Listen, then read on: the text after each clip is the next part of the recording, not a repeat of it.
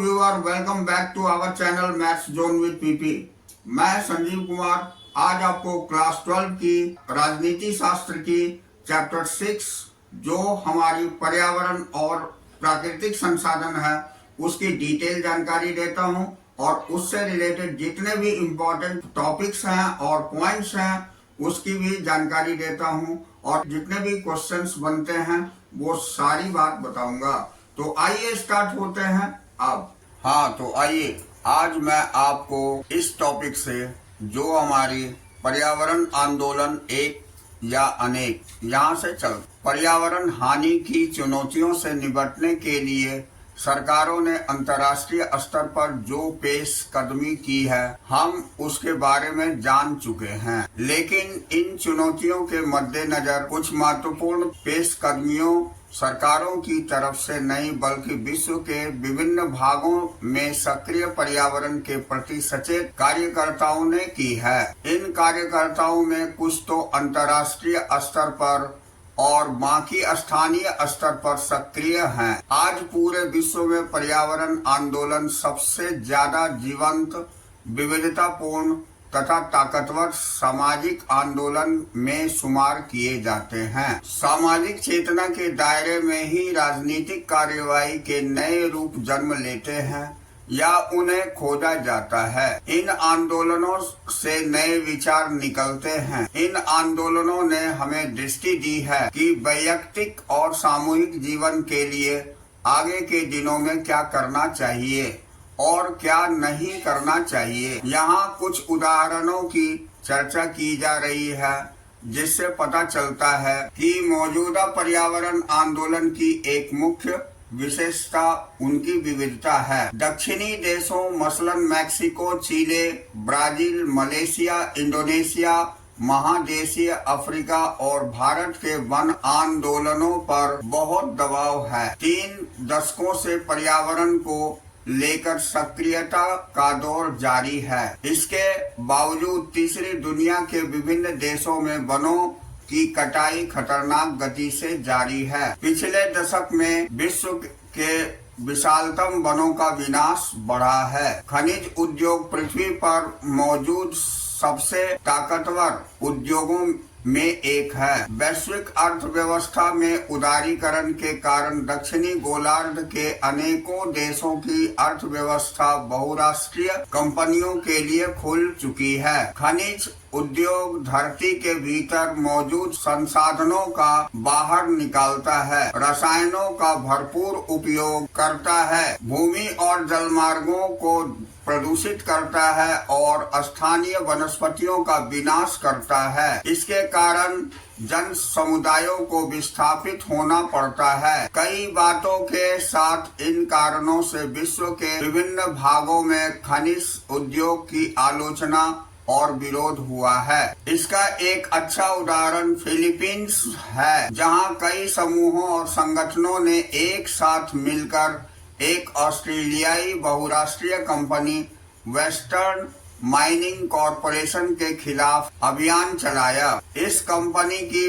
विरोध खुद उनके स्वदेश यानी ऑस्ट्रेलिया में हुआ। इस विरोध के पीछे परमाणुविक शक्ति के मुखालफत की भावनाएं काम कर रही है। ऑस्ट्रेलिया में इस कंपनी का विरोध ऑस्ट्रेलियाई आदिवासियों के बुनियादी अधिकारों की पैरोकारी के कारण भी किया जा रहा है। कुछ आंदोलन बड़े बांधों के खिलाफ संघर्ष कर रहे हैं। अब बांध विरोधी आंदोलन को नदियों को बचाने के लिए आंदोलनों के रूप में देखने की प्रवृत्ति भी बढ़ रही है, क्योंकि ऐसे आंदोलन में नदियों और नदी घाटियों के ज्यादा टिकाऊ तथा न्याय संगत प्रबंधन की बात उठाई जाती है। 1980 के दशक के शुरुआती और मध्यवर्ती वर्षों में विश्व का पहला बांध विरोधी आंदोलन दक्षिणी गोलार्ध में चला।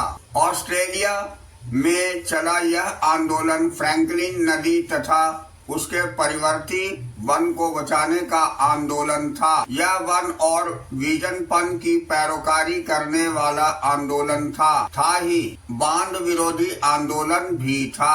फिलहाल दक्षिणी गोलार्ध के देशों में तुर्की से लेकर थाईलैंड और दक्षिण अफ्रीका तक तथा इंडोनेशिया से लेकर चीन तक बड़े बांधों को बनाने की होड़ लगी है। भारत में बांध विरोधी और नदी हितैषी कुछ अग्रणी आंदोलन चल रहे हैं। इन आंदोलन में नर्मदा आंदोलन सबसे ज्यादा प्रसिद्ध है। यह बात ध्यान देने की है कि भारत में बांध विरोधी तथा पर्यावरण बचाव के अन्य आंदोलन एक अर्थ में समान धर्मी है, क्योंकि ये अहिंसा पर आधारित है। अब हम अगला टॉपिक ये संसाधनों की भू राजनीति देखते हैं। तो किसे क्या कब कहां और कैसे हासिल होता है, संसाधनों की भू राजनीति इन्हीं सवालों से जूझती है। यूरोपीय ताकतों के विश्वव्यापी प्रसार का एक मुख्य साधन और मकसद संसाधन रहे हैं। संसाधनों को लेकर राज्यों के बीच तानातानी हुई है। संसाधनों से जुड़ी भू राजनीति को पश्चिमी दुनिया ने ज्यादातर व्यापारिक संबंध, युद्ध तथा ताकत के संदर्भ में सोचा। इस सोच के मूल में था विदेश में संसाधन की मौजूदगी तथा समुद्री नौवहन में दक्षता। समुद्री नौवहन स्वयं इमारती लकड़ियों पर आधारित था, इसलिए जहाज की सह तीरों के लिए इमारती लकड़ियों की आपूर्ति 17वीं सदी के बाद के समय में प्रमुख यूरोपीय शक्तियों की प्राथमिकता में रही। पहले और दूसरे विश्व युद्ध के दौरान सामरिक संसाधनों, खासकर तेल की निर्बाध आपूर्ति का महत्व बहुत अच्छी तरह उजागर हो गया। पूरे शीत युद्ध के दौरान उत्तरी गोलार्ध के विकसित देशों ने इन संसाधनों की सतत आपूर्ति के लिए कई तरह के कदम उठाए। इसके अंतर्गत संसाधन दोहन के इलाकों तथा समुद्री परिवहन मार्गों के इर्द गिर्द सेना की तैनाती, महत्वपूर्ण संसाधनों का भंडारण, संसाधनों के उत्पादक देशों में मनपसंद सरकारों की बहाली तथा बहुराष्ट्रीय निगमों और अपने हित साधक अंतर्राष्ट्रीय समझौते को समर्थन देना शामिल है। पश्चिमी देशों के राजनीतिक चिंतन का केंद्रीय सरोकार यह था कि संसाधनों तक पहुंच अबाध रूप से बनी रहे, क्योंकि सोवियत संघ इसे खतरे में डाल सकता था। एक बड़ी चिंता यह थी कि खाड़ी के देशों में मौजूद तेल तथा दक्षिणी और पश्चिमी एशिया के देशों में मौजूद खनिज पर विकसित देशों का नियंत्रण बरकरार रहे। शीत युद्ध की समाप्ति और सोवियत संघ के विघटन के बाद सरकारों की मौजूदा चिंता सुरक्षित आपूर्ति को बनाए रखने की है। अनेक खनिज, खासकर रेडियोधर्मी खनिजों से जुड़े व्यवसायिक फैसलों को लेकर भी सरकार को चिंता सताती है। बहरहाल वैश्विक राजनीति में तेल लगातार सबसे महत्वपूर्ण संसाधन बना हुआ है। अब 20वीं सदी के अधिकांश समय में विश्व की अर्थव्यवस्था तेल पर निर्भर रही। यह एक जगह से दूसरी जगह तक पहुंचाए जा सकने वाले ईंधन के रूप में अपरिहार्य बना रहा। तेल के साथ विपुल संपदा जुड़ी है और इसी कारण इस पर कब्जा जमाने के लिए राजनीतिक संघर्ष छिड़ता है। पेट्रोलियम का इतिहास युद्ध और संघर्षों का भी इतिहास है। यह बात पश्चिम एशिया और मध्य एशिया में सबसे स्पष्ट रूप से नजर आती है।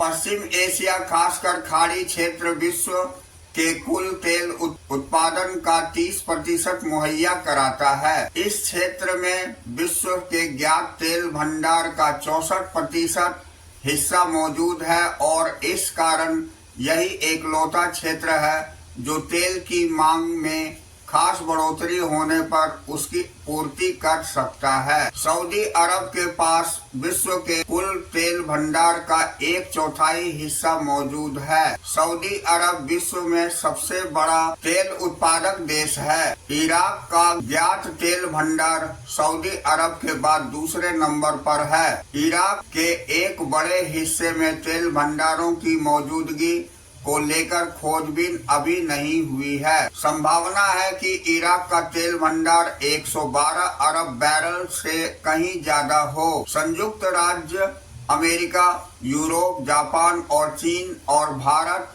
में इस तेल की खपत होती है, लेकिन ये देश इस इलाके से बहुत दूरी पर है। विश्व राजनीति के लिए पानी एक और महत्वपूर्ण संसाधन है। विश्व के कुछ भागों में साफ पानी की कमी हो रही है। साथ ही विश्व के हर हिस्से में स्वच्छ जल समान मात्रा में मौजूद नहीं है।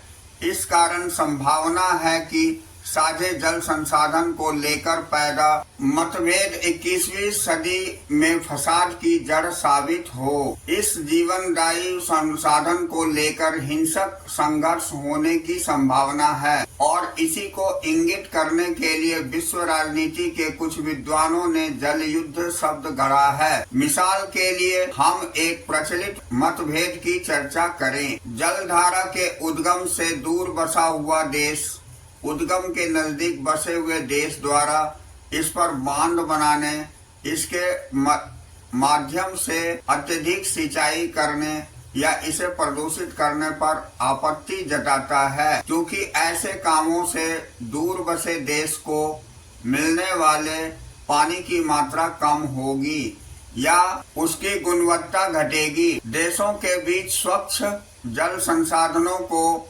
हथियाने या उसकी सुरक्षा करने के लिए हिंसक झड़पें हुई है। इसका एक उदाहरण है 1950 और 1960 के दशक में इजराइल, सीरिया तथा जॉर्डन के बीच हुआ संघर्ष। इनमें से प्रत्येक देश ने जॉर्डन और यारमुक नदी से पानी का बहाव मोड़ने की कोशिश की थी।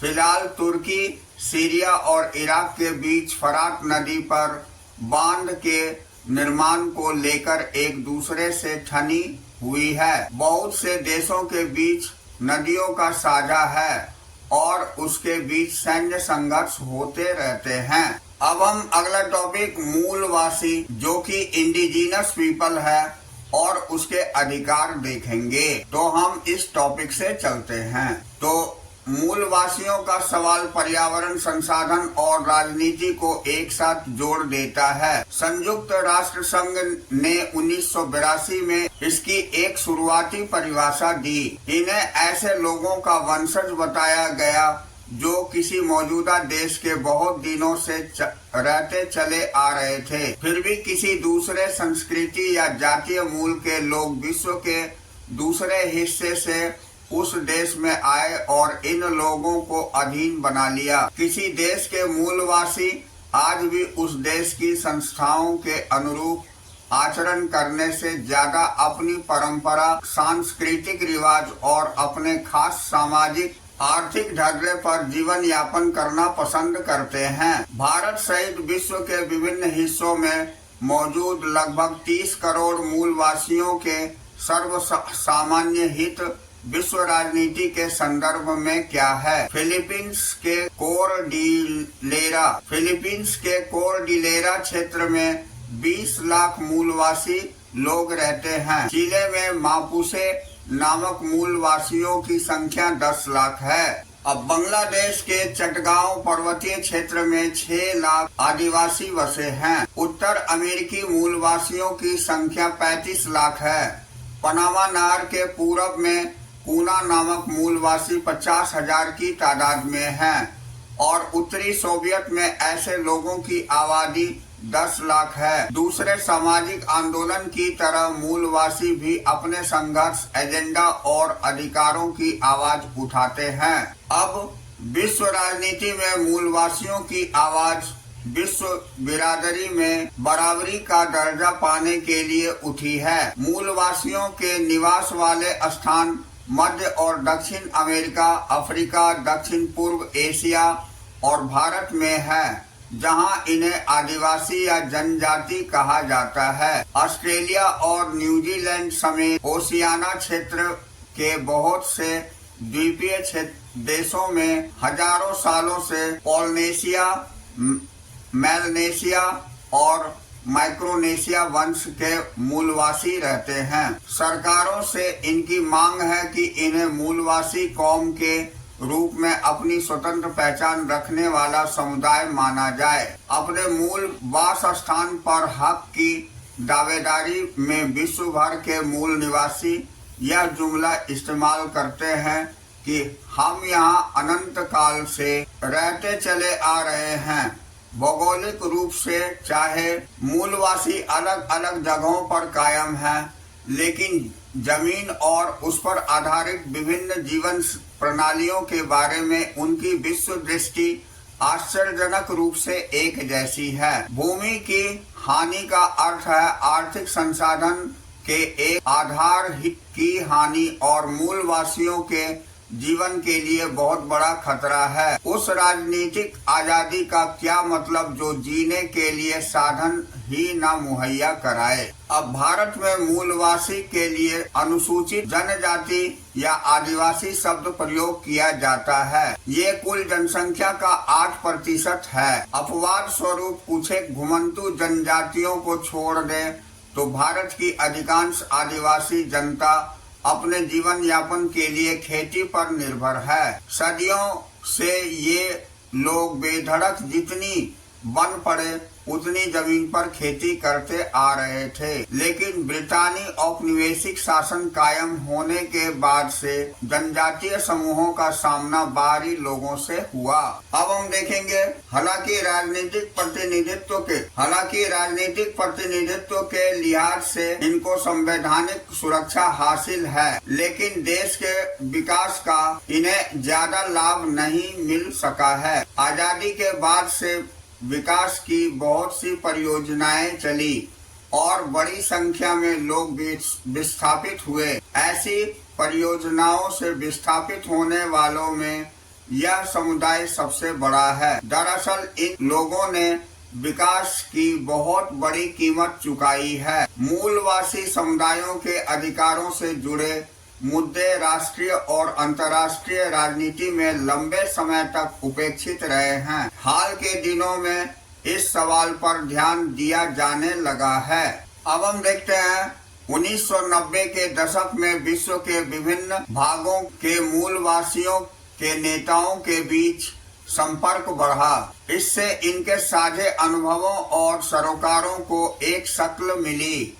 1975 में world counselling of indigenous people का गठन हुआ। संयुक्त राष्ट्र संघ में सबसे पहले इस परिषद को परामर्शदायी परिषद का दर्जा दिया गया। इसके अतिरिक्त आदिवासियों के सरोकारों से संबंध 10 अन्य स्वयंसेवी संगठनों को भी यह दर्जा दिया गया है। अगले अध्याय में वैश्वीकरण के विरोध में चल रहे आंदोलन की चर्चा की गई है। इसमें अनेक आंदोलनों ने मूलवासियों के अधिकारों पर जोर दिया गया है। तो यहाँ हमारी ये आज की चैप्टर फिनिश होती है। तो नेक्स्ट डे फिर हम लोग मिलते हैं अगली क्लास में। तो that's all for today. We will meet again on the next class.